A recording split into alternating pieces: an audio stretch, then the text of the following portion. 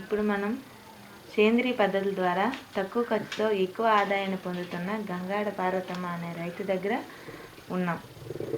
తన అనుభవాల్ని తన మాటల ద్వారా తెలుసుకుందాం.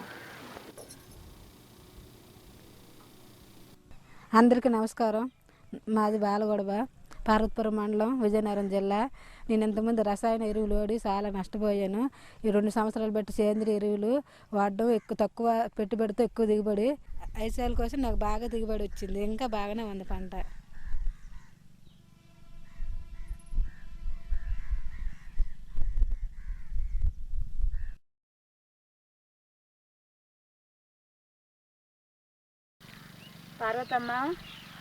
పార్వతమ్మ నువ్వు ఎక్కడున్నావా? ఏం రావణమ్మ ఇలా వచ్చావు? ఏం చేస్తున్నావు? వంకాయలు కోస్తాను రావణమ్మ.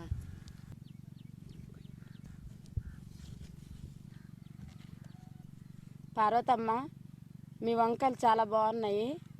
మా పొలంలోని వంకాయలు మొత్తం పుచ్చిపోయివి. ఏం చేయాలో నాకు తెలియట్లేదు. ఒకసారి వచ్చి చూద్దురా. సరే వస్తాం పదమ్మా.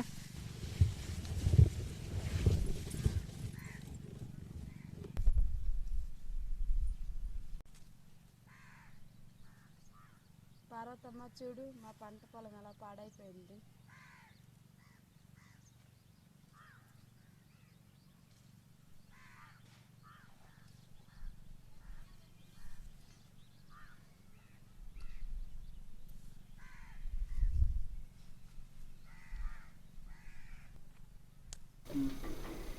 రవణమ్మ, దీనిని కాయ తొలుచు పురుగు అంటారు. రావణమ్మ, నువ్వేం మందులు కొడుతున్నావు? నేను నా పొలంలోని పురుగు మందు కొడుతున్నాను.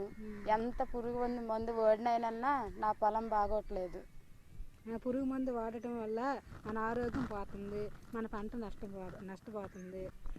రవణమ్మ, నీ పొలంలో కాయ తొలుచు పురుగు వచ్చింది. మన సేంద్రియ పద్ధతిలో అగ్నేస్తమైన కషాయాన్ని ఫేర్ చేసి నివారించవచ్చు. పార్వతమ్మ, అగ్నాస్త్రం కషాయం ఉందని అంటున్నారు కదా, అది ఎలా ఉంటుందో ఒకసారి తయారు చేసి నాకు చూపించు. రవణమ్మ, అలాగే రా, మా ఇంటికి అగ్నేస్త్రం తయారు చేసి చూపిస్తాను.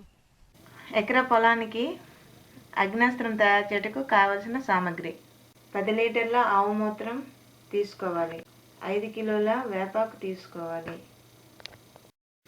1/2 కిలో వెల్లుల్లి తీసుకోవాలి, 1/2 కిలో పచ్చిమిర్చి తీసుకోవాలి, పొగాకు కేజీ తీసుకోవాలి.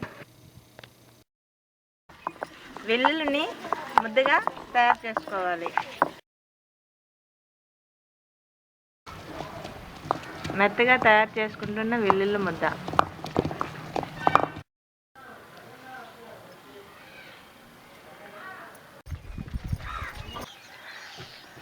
మెత్తగా నలిగిన వేపాకు ముద్ద.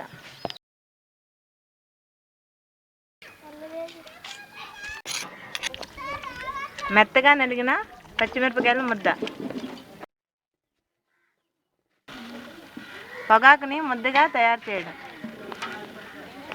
మెత్తగా నలిగిన పొగాకు ముద్ద. రవణమ్మ, ముందుగా పొయ్యి తీసుకొని దాని మీద తైపాలు పెట్టి ఆవు మూత్రాన్ని పొయ్యాలి.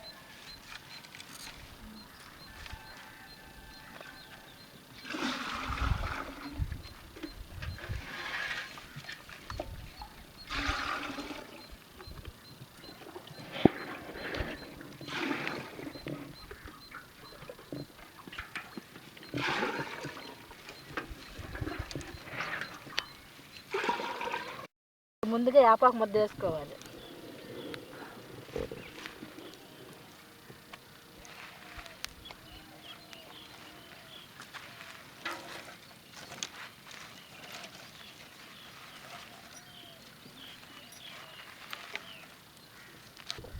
ఇప్పుడు పచ్చిమిరపకాయల ముద్దను వేసుకోవాలి.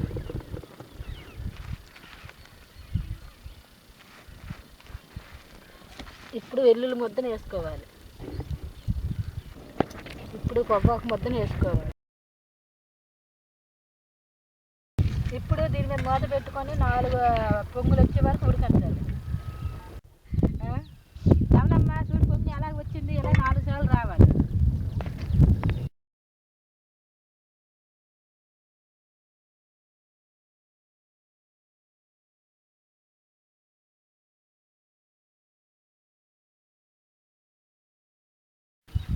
రవణమ్మ ఇప్పుడు కింద దించుకొని 48 గంటలు చల్లారి పెట్టుకోవాలి.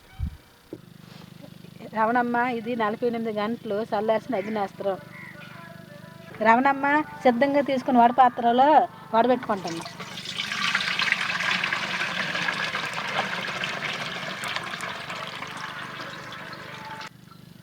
రవణమ్మ 1/4 ఎకర పొలంకి 25 లీటర్ నీరు తీసుకుని 1/2 లీటర్ అగ్నేస్త్రం కలుపుకోవాలి.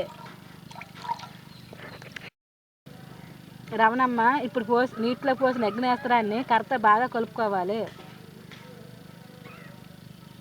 నీటిలో కలిపిన అగ్నేస్త్రాన్ని నీళ్ళు పోసుకోవాలి.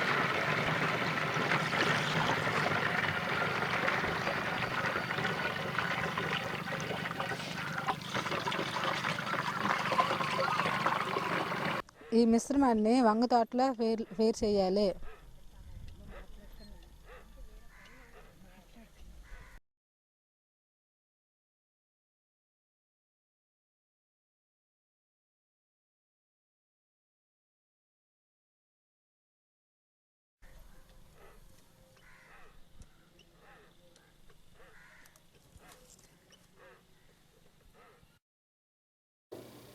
రవణమ్మ, వంగలో కాయ తొలుచు పురుగే కాకుండా కొమ్మ తొలుచు పురుగు కూడా వస్తుంది కనుక దీని వలన కూడా మనకి దిగుబడి తగ్గిపోతుంది. కనుక అగ్నేస్త్రం స్ప్రే చేయక ముందలే ఈ ఎండిపోయిన కొమ్మలన్నింటినీ ఏరుకొని గుమ్ము తీసి పాతి పెట్టుకోవాలి.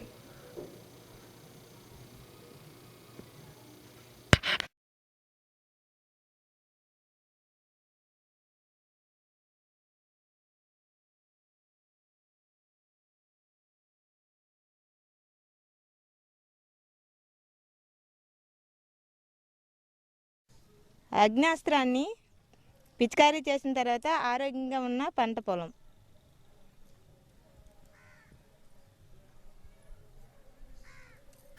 అమ్మ, ఇంతవరకు మా వంగ తోటలోన కాయ తలుచు కొమ్మ తలుచు పురుగు వలన చాలా నష్టపోయాను. మార్కెట్లోన సరైన ధర పలికేది కాదు.